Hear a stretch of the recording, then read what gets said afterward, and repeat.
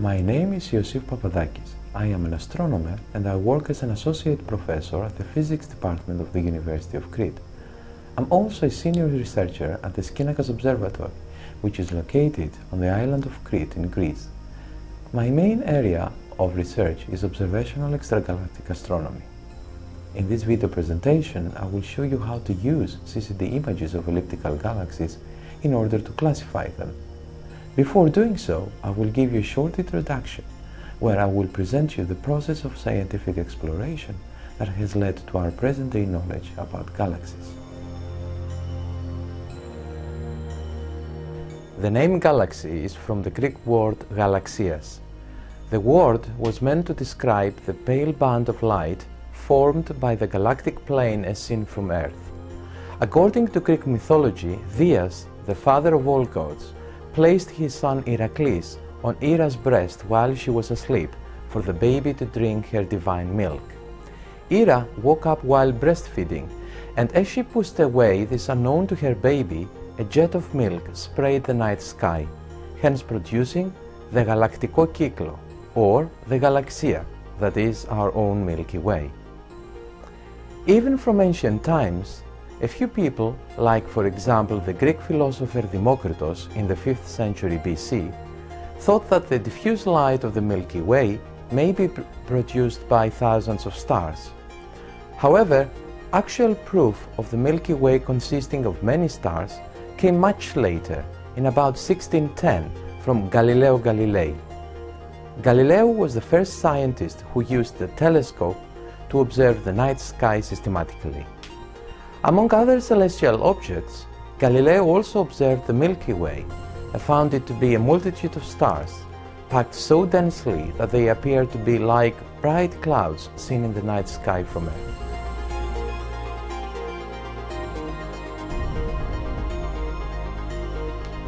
In the 18th century, Thomas Wright, an English astronomer and mathematician, and Immanuel Kant, a German philosopher, in order to explain the circular distribution of the Milky Way across the heavens, proposed that the galaxy might be a massive, rotating stellar disk held together by gravitational forces. The first attempt to describe the shape of the Milky Way and the position of our solar system in it was carried out by Sir William Herschel, a German-born English astronomer, towards the end of the 18th century. Herschel's map of the Milky Way was based on counting the numbers of stars he could observe in many regions of the sky.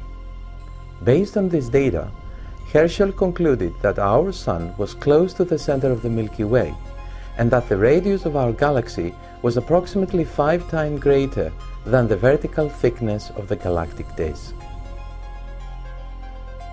At the beginning of the 20th century, the Dutch astronomer Jacobus Cornelius Kapteyn essentially confirmed Herschel's model of the galaxy, again using the technique of star counting.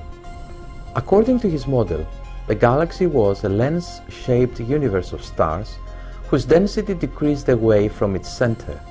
However, through the use of more quantitative methods, he was able to also specify a distance scale for his model of the galaxy.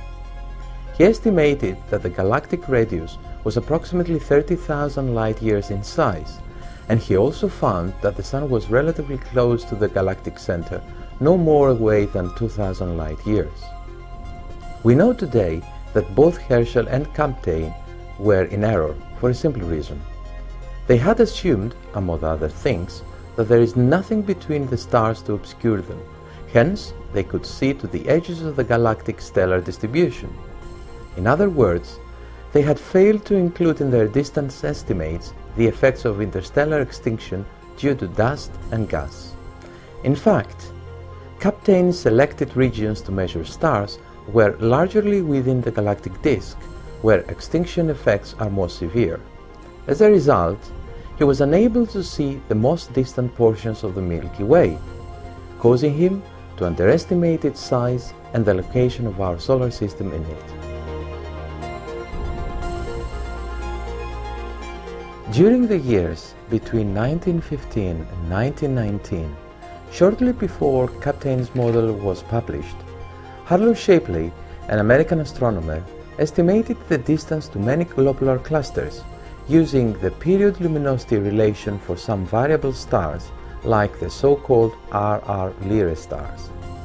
Since these stars are easily identified in the clusters through the periodic variations in their luminosity, it is relatively easy to estimate their distances and those of the clusters in which they reside from the Sun.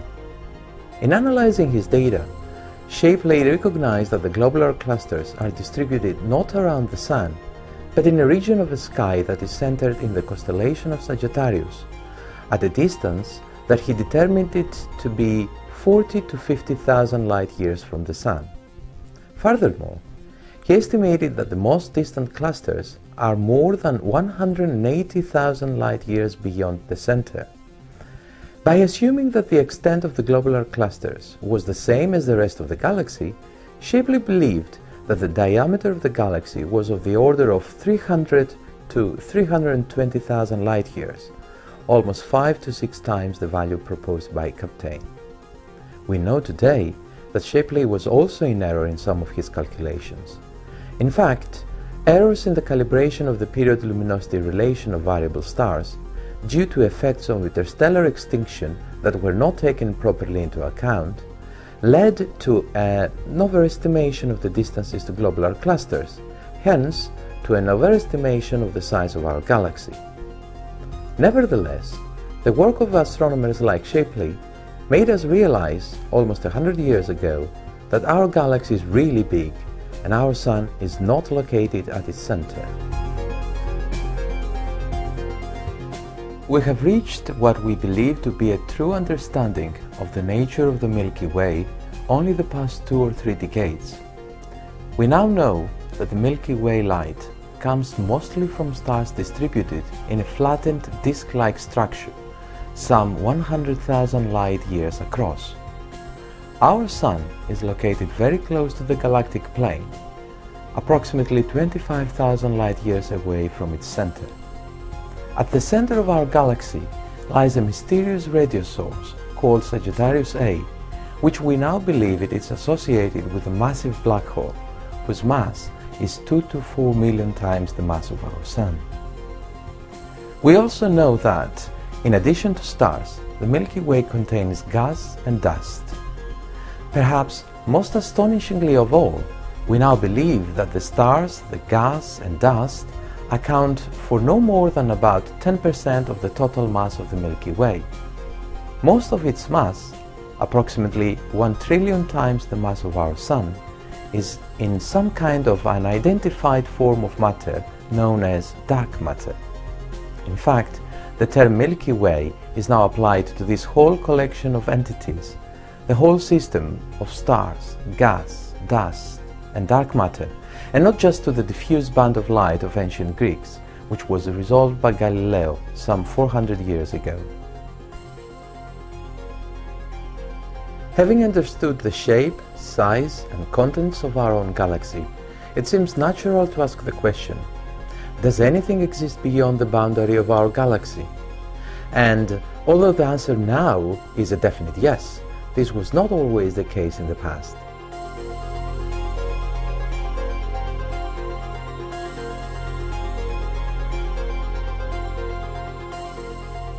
People had noticed many centuries ago that, apart from stars, there are also some fuzzy patches of light in the sky that cannot be resolved into a clear ensemble of stars when observed by naked eye or even through a small telescope.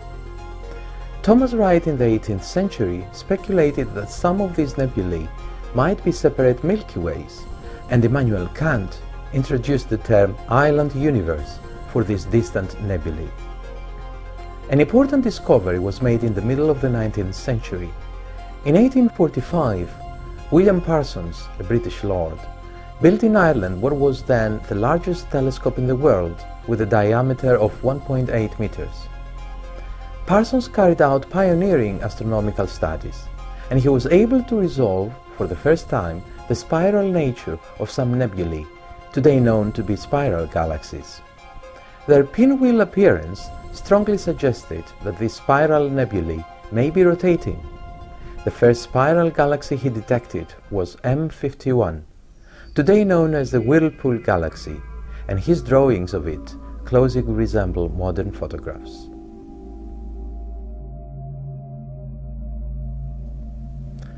The true nature of some of these nebulae remained in question until the beginning of the 20th century.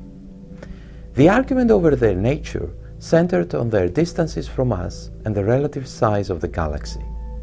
The debate as to whether they are members of our own galaxy or separated from it was finally settled in 1923, when Edwin Hubble was able to resolve the outer parts of some spiral nebulae as collections of individual stars, using the new 2.5-meter telescope at Mount Wilson in the US.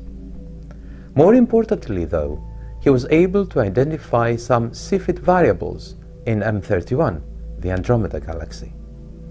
By measuring the period of their variations, he was able to determine their luminosity via the period-luminosity relation that Henrietta Leavitt, a female American astronomer, had established a few years earlier. It was then a matter of measuring the apparent magnitudes of the Cepheids in order to estimate the distance of the Andromeda Nebula from the Sun. Although his original value of 1 million light-years is about 3 times smaller than the modern estimate, it is still good enough to show definitely that the spiral nebulae are indeed island universes, just like our own Milky Way. Hubble's discovery was announced on January 1, 1925, and it fundamentally changed our view of the universe.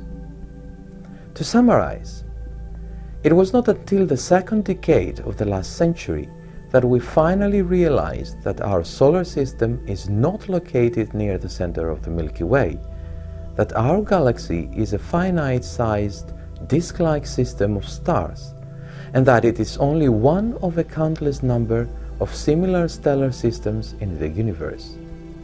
And it is fair to say that this knowledge constituted an advance in our understanding of the universe comparable to that of the Copernican revolution.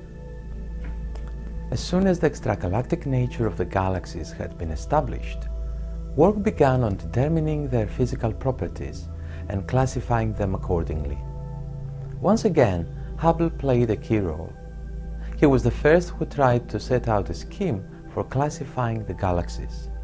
In his book, The Realm of the Nebulae, published in 1936, he established a classification system which, including some later additions and modifications, it is still in use today. Hubble recognized 3 main types of galaxies: ellipticals, lenticulars, and spirals, with a 4th class, the irregulars, for galaxies that would not fit into any of the other categories. Elliptical galaxies have an ellipsoidal form. They are smooth and they are almost featureless, devoid of structures like spiral arms and dust lanes. They are lacking in cool gas and, as a result, they have few young blue stars. Ellipticals predominate in rich clusters of galaxies. The largest of them, the so-called CD galaxies, are found in the densest parts of those clusters.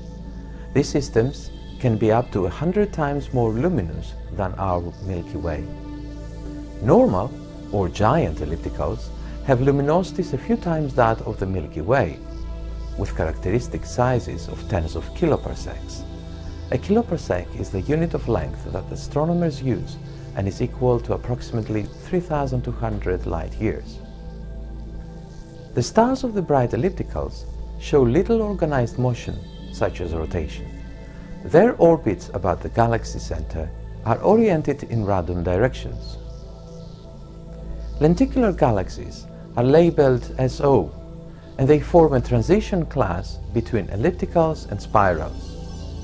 On one hand, they generally lack massive quantities of gas and dust, and they prefer regions of space that are fairly densely populated with galaxies, like ellipticals.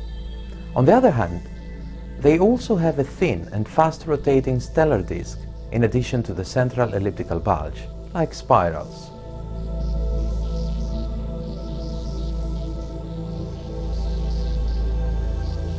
Spiral galaxies are named for their bright spiral arms, especially prominent in the blue light. The arms are outlined by clumps of bright, hot, young O and B stars, and the dusty gas out of which these stars form. About half of all spiral and lenticular galaxies show a central bar. The barred systems form a sequence parallel to that of unbarred galaxies. Along the sequence from the SA to the SC spirals, the central bulge becomes less important relatively to the disk, the spiral arms become more open, the fraction of gas and young stars in the disk increases, the luminosity decreases, and the speed at which the disk rotates decreases as well. Consequently, the galaxies are less massive.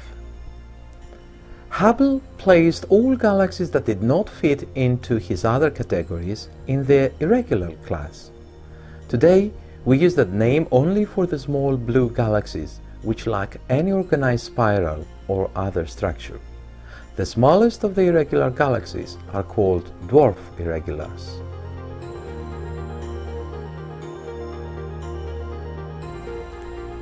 Back in the 20s, Hubble continued discovering Cepheid variable stars in spiral nebulae. These discoveries enabled him to calculate the distances to these objects. Combining his measurements of galaxy distances with measurements of the redshifts associated with the same galaxies, measurements which were made by Visto Slipher, an American astronomer, Hubble discovered a rough proportionality between the redshift of an object and its distance. If the galaxy redshift could be attributed to the Doppler effect, then Hubble's discovery could only mean one thing: the universe is expanding. The galaxy is rushing away from us, and their recession speed is larger for more distant galaxies. The relation between the recession speed and the galaxy distance is now known as the Hubble Law. Using this law to find approximate distances for galaxies, we can examine their distribution in space. Our Milky Way and its neighbor Andromeda form part of a small group of 30 galaxies or so, which is called as the local group, and covers a region of space which is 10 million light-years in diameter. Even more distant galaxies are not spread uniformly in space. They lie instead in string-like filaments. At the intersection of the filaments are complexes of rich clusters with thousands of galaxies in each of them. Large regions between the filaments are almost empty of bright galaxies. These voids are typically many tens of millions of light-years across.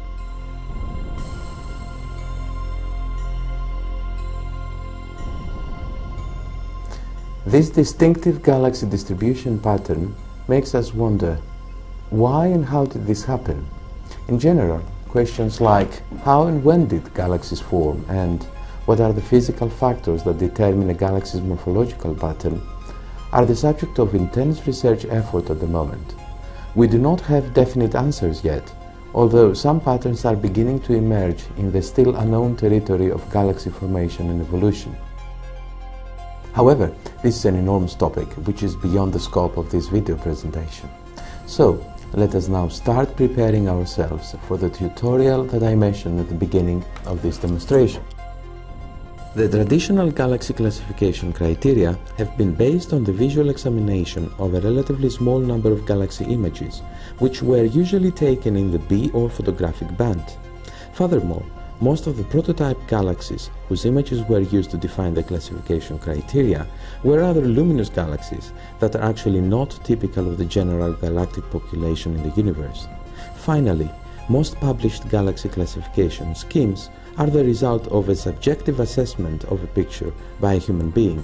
In fact, it is not unthinkable that two astronomers will place the same spiral galaxy in different, albeit adjacent, classes.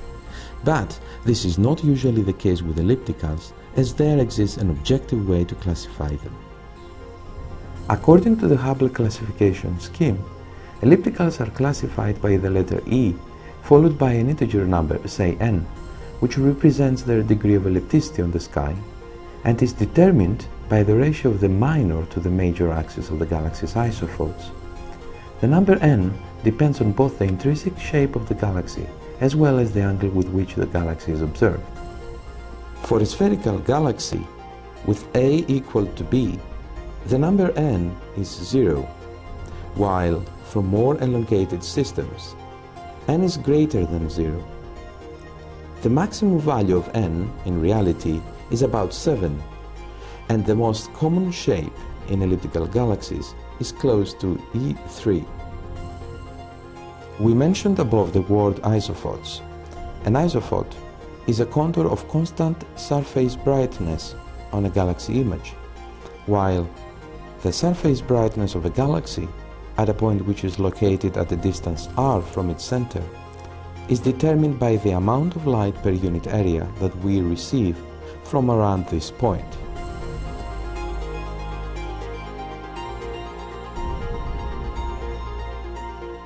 Okay, that was it all.